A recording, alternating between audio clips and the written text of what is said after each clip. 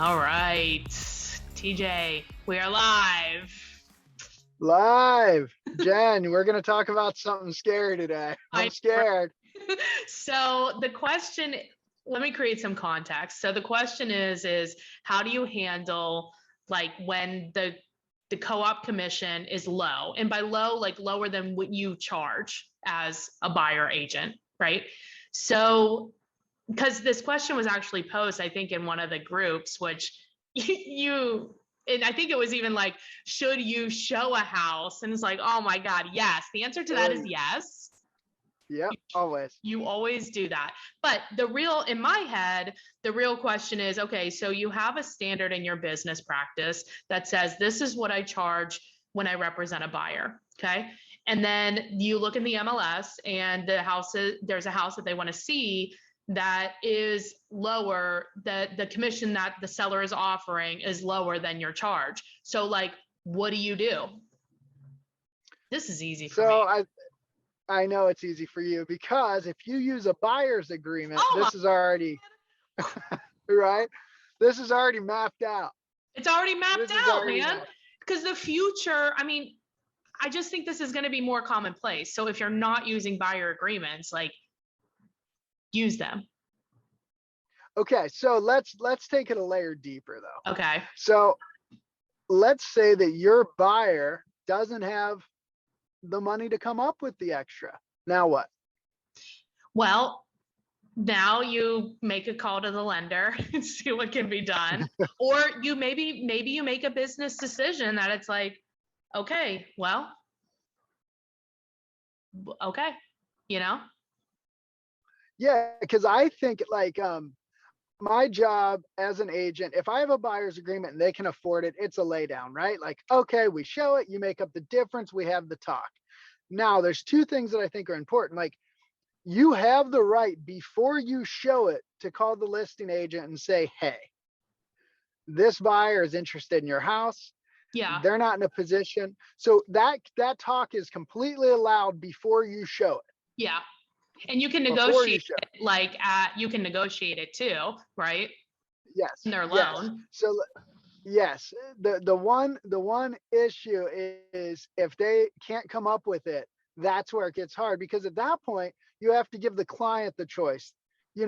As our agreement says, I get X%. You can't come up with that. We may not, at this point, this house may not be in our game plan. I think that's completely allowed. I think. Knock on wood. Right? I mean, it feels allowed. I don't know for sure, obviously, but I think that's why you call the lender, right? You say, hey, look, this is what's going on. They want to see this house. We have already an agreement in a contract in place that says that there is a fee for my services. And the fee is the seller's not offering to pay that fee. How can we put it inside of this in the loan part of the process, right? Can it be put in there? Yeah, and I think like as long as you have that talk up front with a good buyer pre-qual, a buyer's agreement, like it is so much more comfortable, because if you're trying to play catch up, can't. You're done. You're done, and they feel like you're trying to get something over on them. They feel like, wait, this isn't fair. And I think Jen made a good point. Like, with the future of commissions, like you better get good at this, guys, because it's coming. Like, this is going to be a discussion that you're going to be having more than you want to. It's my guess. Yeah, I think too, like I think you had brought up a good point before we started recording about, and I'd want to talk about it, is as a listing agent, if you're having the conversation with the seller and you're talking about what they are going to be offering the buyer's agent to bring their buyer, how does that conversation go? But I also think it's interesting, the model of compensation for realtors is very old. And in my opinion, I think that it's outdated, and I feel like it needs to be, I think that we are consultants. And in my head, I feel like we need to be paid like consultants. So whatever that looks like for a consultant, like by the hours worked, by the investment of time and money, and then paid potentially like maybe the billing cycle is once every 2 weeks or once a month, and the seller can like reward for the things that they want.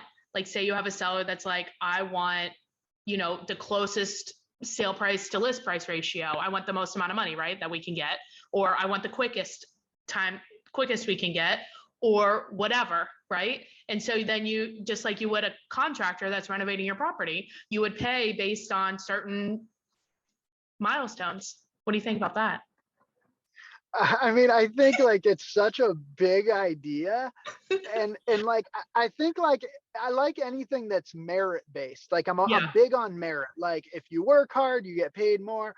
The only thing, like the hourly thing, is so like counterintuitive, right? Because the more hours you spend doesn't mean that's the better you're doing. Not hourly. I'm saying you as the professional, like when I look at a project, okay, I'm like, say I don't know, renovating a house or whatever. Then I look at it and say, okay, how much is this going to cost me? How long is it going to take? And then I create the budget, and you live in that budget, right? So this would be the same thing. It's like, okay, based on your house and the needs of what I need to do to get this house sold, and the marketing plan and the time it takes me to execute that marketing plan, and what it costs me to do that, coupled with the average days on market, the amount of calls that I'm going to be taking, the amount of headache that the repair request is going to get, like all these things, right? Like we know after you've been in business, like you kind of get a vibe for like, this one's going to be, 5 hours worth of work. This one's going to be 55 hours worth of work. Like, yeah. And then you say, okay, this is what I would charge you for that. Is that agreeable? Yeah. I mean, Wire agents know the cost to list, their cost. So here's I think like what I look at is two things here. So like number one, like that seems so messy, but I understand why it makes sense, like from an Excel spreadsheet kind of way. Right. I think the two ways that it's commonly done now is a percentage base, right? Which is is what you see most often, which for some reason, a $500,000 house, you make more than a $400,000 house, which doesn't really make a ton of sense, really. Right. And then a flat fee model, which I think doesn't make a ton of sense, because not all things are equal. Like there's got to be a better way. And that's something that, I agree, there's a better way. I don't think it needs to be as messy as what you're describing, but there's probably like a nice middle, a nice clean way. Okay, so let's go back. We kind of went down a rabbit hole. Let's go back then to the original question. So the amount being offered by the seller to the buyer agent is lower than what you as the buyer agent have decided to charge for your business. But then we were flipping it and saying, okay, well, as the listing agent, if you're having the conversation with the seller and you're saying, okay, what is the compensation that you want to offer the buyer's brokerage? Like, what is that? And they want to say something less than what you as a buyer representative would charge. What do you do? Like, how do you have this conversation? Yeah. So for me, it's always Mr. and Mrs. Seller. Like I know that, saving money is important. I think that there are much smarter ways to net more money than offering a low co-op commission. And what I find is, low co-op commissions oftentimes make people, they get a little weird about the property itself. I'm not saying it's right, but I think there's a psychological piece there. It's actually, I feel like, against the law. I agree, but you know what? I've got to look at code of reality. ethics or something. Yes. Yeah. But the other piece is, let's be honest, 90% of agents in our market, at least, aren't using buyer's agreements. So those particular agents are going to be out on a ledge.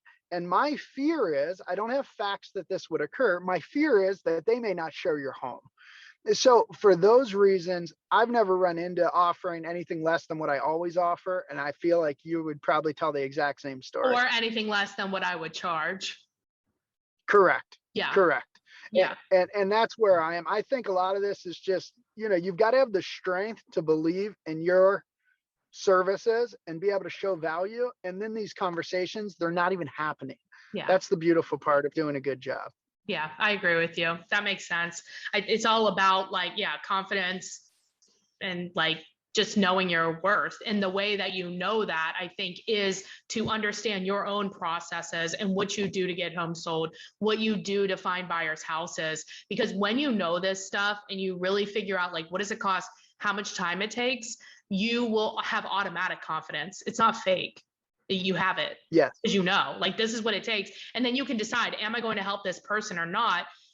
If they can't pay my fee, like, this is what the fee is. And this is why it's this way, you know? Yeah. Yeah. And you know what? Lawyers do pro bono work. There's times when There's we times say, when you know it's what? warranted. Yes. Yep. Yep. We'll help you out because we care. Like, but you know, you don't want to build a business around that.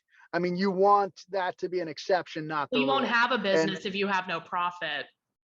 exactly. So Yeah. use buyer's agreements, you know, have your number that your company charges, whatever that is, stick with it and do a great job. I think that's our answer today. Boom, boom, get it. So, Boom, boom. PJ, if people want to have a referral for you in Cincinnati or Dayton, or really, we can do Kentucky too, I guess. We do it all, baby. We do it Let's all, do baby. it. Yeah. Or Yeah. Portugal now. Yeah, Jen, you're a Portuguese woman. Yeah. Yeah, give us a text or a call, 513-379-2000. Get it. Bye. Bye.